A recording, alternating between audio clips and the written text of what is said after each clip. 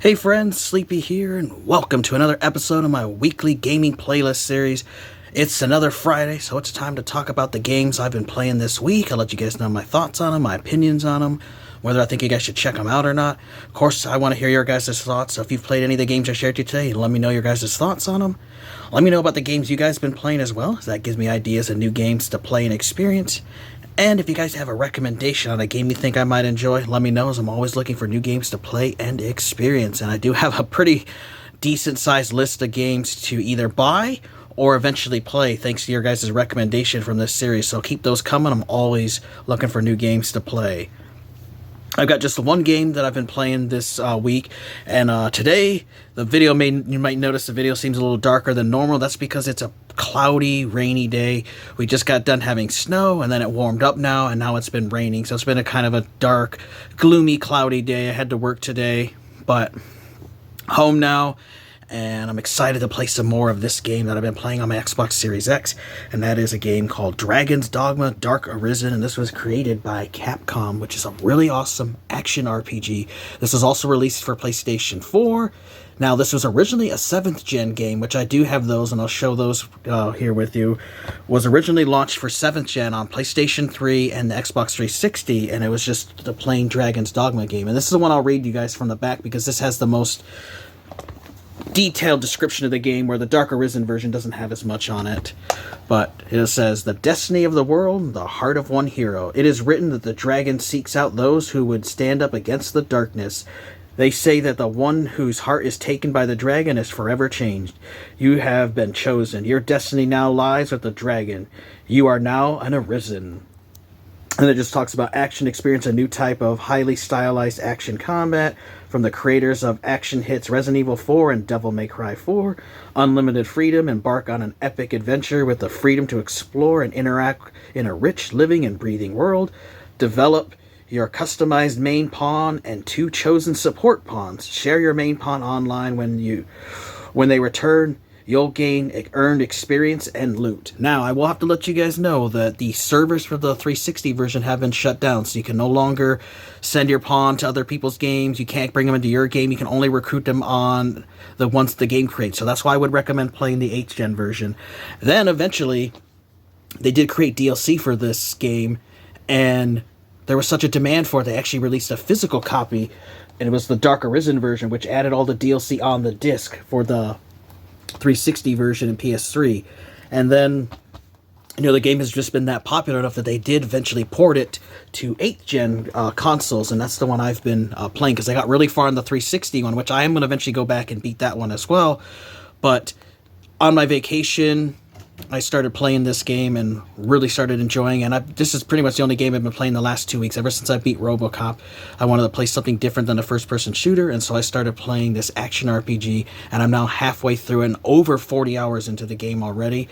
So it's one of those games that you can take anywhere from 40 to 100 hours, just depending on your own skill set and how thorough you are in the game and how long you take to do certain quests, and if you try to do everything like I do, because you have to be careful with some of the quests. If you perform them wait too long to do them, they can actually get voided out by doing other quests. So I do recommend looking up a guide. There is a strategy guide, which I do have, which is a great help in this game. So let's take a look at Dragon's Dogma Dark Arisen.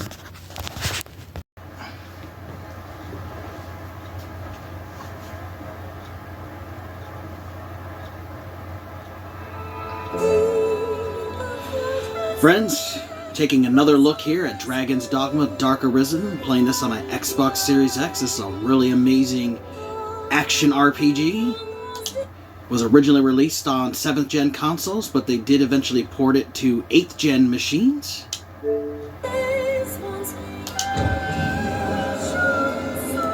And this version does come with all the DLC on the disc. You don't have to worry about downloading anything extra. It has all the extra quests in the game, all the extra equipment and everything, as well as some new modes.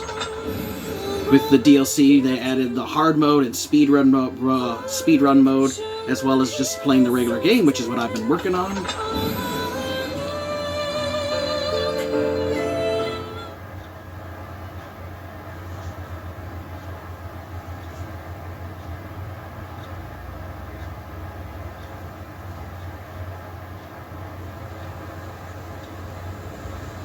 And I've got 40 hours into this game already, and I'm about halfway done through it, which I'm going to working towards 100% completion of all the quests and stuff, which is cool. So you have a great inventory system, which you keeps track of stuff separated, like your curatives, so stuff to heal you, give you more stamina, that kind of stuff. Tools and stuff you can use, like lanterns and items and stuff around the world. Materials which you use for crafting. Anything special you have from quests or keys. You have other stuff which you can use for collectibles. And then you have your weapons, and then you have your armor pieces for different parts of your body, and you can wear up to 2 rings, which is really awesome. You also have something that's different with this game is you actually create these people what are called pawns, and they look like humans, but they don't have souls or anything. They don't really have much free will of their own. They just serve the Arisen, which is what your character is, which in the very beginning of the game, a dragon comes to your village, he attacks, and he steals your heart, and then you become the Arisen. So somehow you're alive without a heart, but that's the basic story of the game, and then you continue on from there. This game does have New Game Plus mode, so you can keep playing with all your stats if you want to play the game and beat it again, because it does have multiple endings depending on your decisions in the world, which is pretty cool. You have your map you can check out, which is a pretty decent size, where you can walk around and unlock the map as you play through the game, and as you progress through the story, you'll unlock more of the map, because part of it will be locked off based on story stuff. So I've got a decent amount of parts of the map unlocked, and then you can just see like an overall of the whole world so far there, and then you can also go and look in local in areas as well. You have an equipment menu, so it's where you keep track of your stats and stuff, your strength, your magic, defenses, that kind of stuff, which is all there for you. You can also keep track of all your quests that you currently have active, which there's a lot of quests. These are all the ones I have active currently, and look at all these ones in the greens are all ones I beat. So you can see there's a lot of quests. You don't have to do all these side quests if you don't want to, but I love to do all the stuff in these games.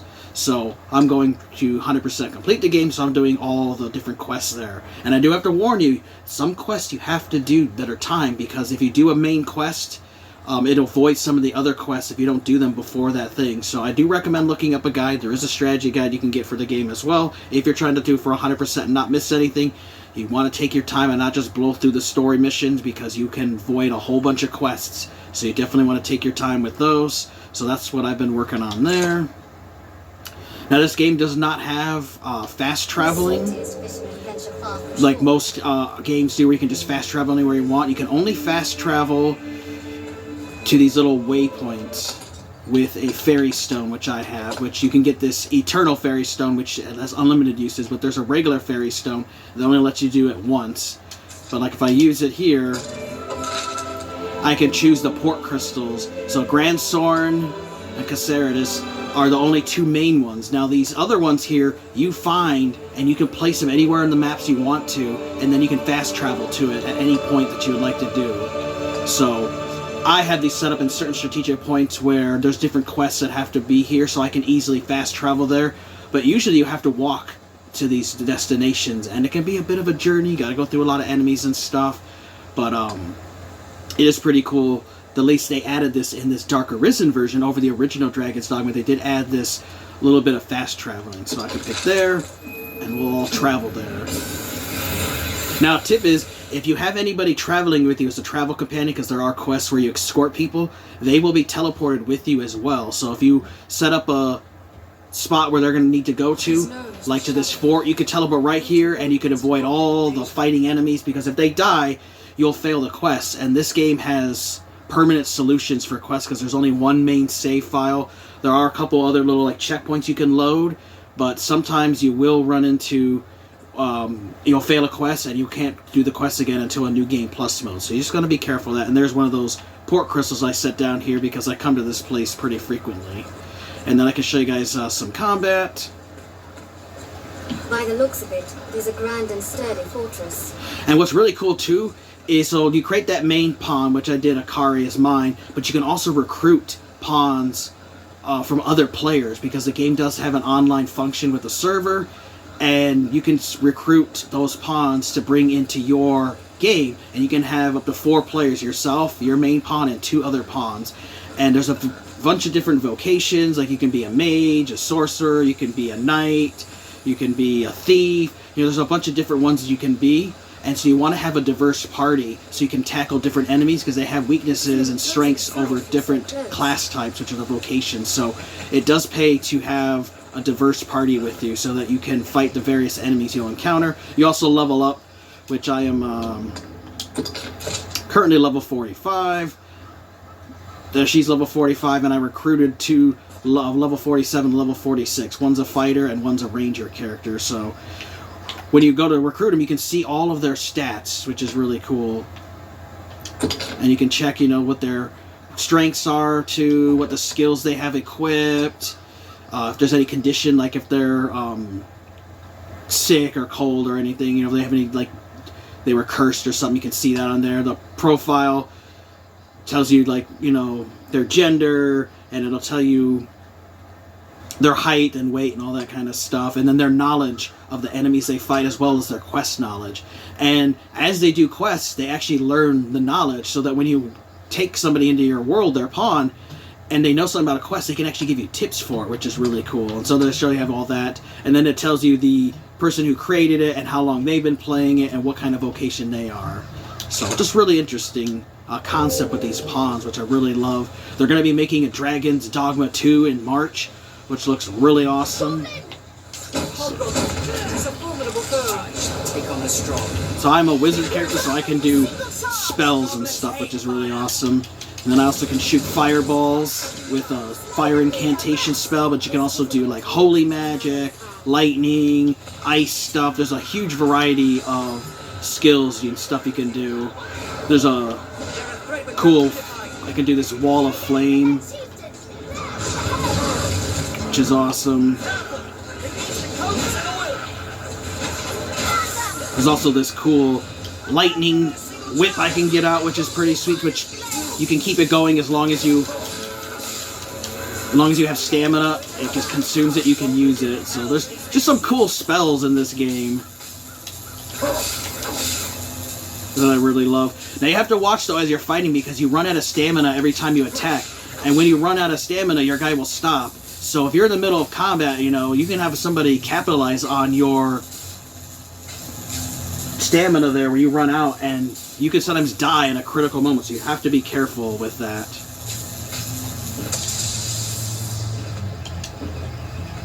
And so like when you run, I'll show you guys like me running out of stamina, what happens to you. So you can see like I'm like stunned there for a few seconds because I ran out of stamina. And so, it can be crucial to not do that in battles. And then obviously, if you're a ranged character like me, being a magic character, you're not going to be up close and personal fighting with a staff or anything. But the different enemies will have different XP that they give you, and as you level up, certain areas will be easier because of your level. So the higher the level you are, obviously you'll start making the game easier, but as you progress through the story and unlock new areas, you'll start unlocking new monsters to fight. And there's a huge dragon creature right there that you can fight as well, which you can have some pretty big, epic boss battles in this game as well against some really tough enemies. And some look menacing because they're huge, which now this dragon wanted to get involved, and that's his health. So each one of those purple bars is a health bar that you have to bring down. And they have different weaknesses. So see, he's already killed one of my guys. So if I don't reach him in time, he'll permanently die, and I'll have to go summon him again.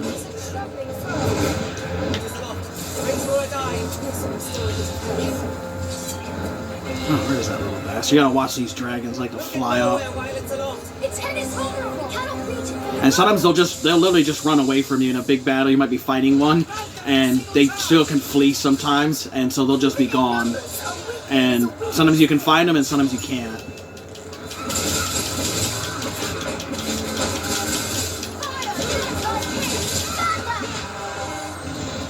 So he just landed back to where his home is, where he always will respawn at after you kill him, because I've actually killed this dragon once before. Now what's interesting is, when you beat him, he'll actually level up one of your items randomly that's equipped on you with a dragon enchantment. because you can enchant your up to like a level 3, but the only way to get it is to fight these dragon creatures. And if you do fight them and beat them, you'll unlock one that has a dragon augment to it, which I can show you guys. I have one equipped, I'm pretty sure. I still do. Yeah, see, the shoes there shows the dragon symbol, so that's the level of it. So it got leveled up by killing a dragon, and it randomly will pick one of your equipped items to do that too. You don't get a choice, it just randomly does it.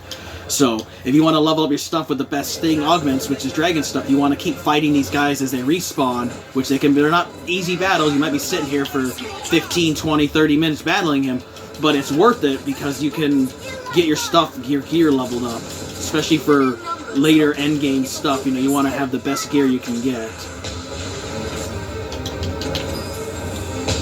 So I'm not gonna mess with fighting with him.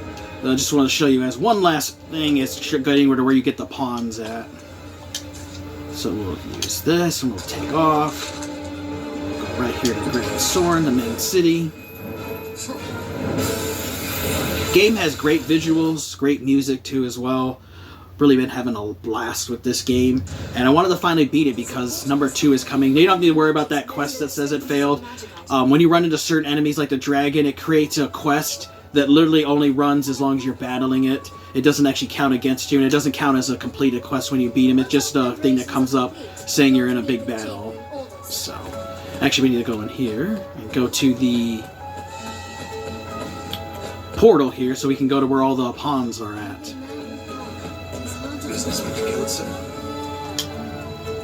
So this is where you connect to the game servers,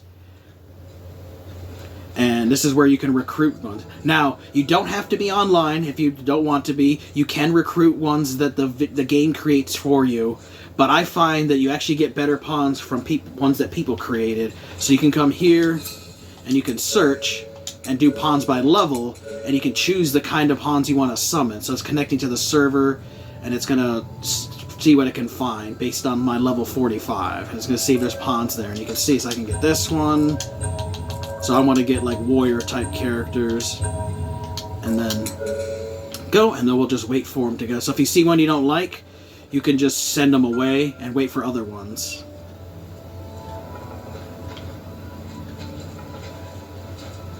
So here's one that someone created. Now it's level 54, so it's above my level. So I would have to use Rift Crystals. So you guys see I have 18,000 Rift Crystals. If I wanted to recruit this person, I'd have to spend 8,000 of those crystals to recruit somebody higher than my level. As long as they're your level or below, you can recruit them. Yes, there isn't. And so you can go to their details, and this person is a mage. And you can see their appearance rating based on what other players have rated them, what their rank is in the thing. So when it gets all the way full up there with the red bars there, then that means they're a maxed level mage. And this will just go to primary, secondary stuff, and you can see what their spells they have and what kind of equipment they have, and you can see like, this one doesn't have a lot of stuff on them, so I don't really want this person, and so you just don't recruit that one. And maybe you can look over here and see this one, he's level 59, so I don't want him, I'll just send him away. Here's one that's level 45. Yes, there isn't. And again, you know, you would check your details and see if like, this one would fit great because he has this stuff. So you can see he has a lot of great stuff equipped, and it looks like he's going to be a good fighter. He's got a lot of strengths and stuff, and so you recruit him into your world and you're able to use him. So it's just interesting having this pawn system. I've never played a game like with an action RPG. Usually, you know, you're always a solo person. I mean, you're never really with a group. So this game, you're never alone. You always have at least 2 people. I always recommend always have 4 and recruit those other pawns, because you can talk to them too to get updates on quests. And these little notice boards is where you can find quests. There's different parts of the game where you can get the quests and stuff, but you can talk to them. You can summon pawns as necessity demands here at the Pawn Guild. Do mind your behavior inside, Master. A slight might see you arrested. And so sometimes they'll give you clues to quests and stuff. And you can pick the voices of the characters if you want. They can have real high voice or a real low voice. So you get your choice on it. But it's definitely a game I think you guys should check out. It's a fairly cheap game. It's like a $10 to $20 game. It can be kind of a little janky at times because this isn't, you know, the best game in the world. But it's just one that's really fun. And they said they're going to improve a lot from this game in Dragon's Dogma 2, but this game has a real cult following. There's people who beat this game 20 and 30 times or more, but it's definitely one I think you guys should definitely check out and add to your collection. Alright friends, I hope you enjoyed that look at Dragon's Dogma Dark Arisen. Such a really fun game.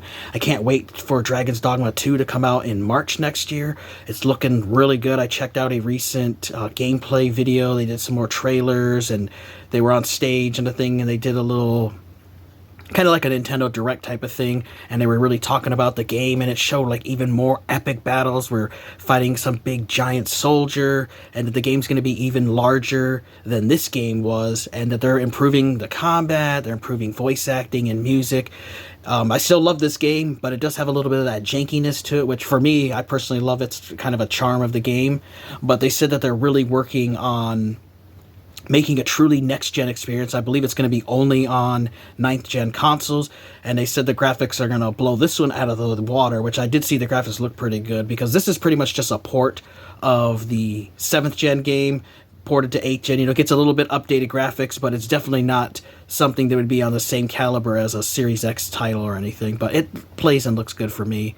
So I'm really looking forward to the second Dragon's Dogma 2 coming out next year. So I recommend you guys check it out. You can get it for PlayStation 4. You can get it for Xbox One. It's also on PC as well.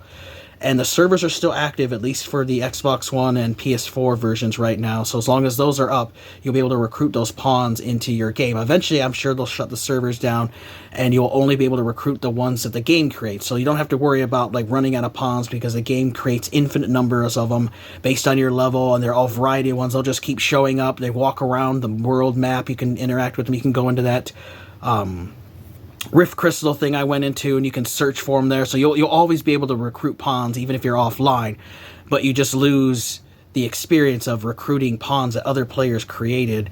And sometimes you can get people that they put like really great equipment on their characters, their pawns.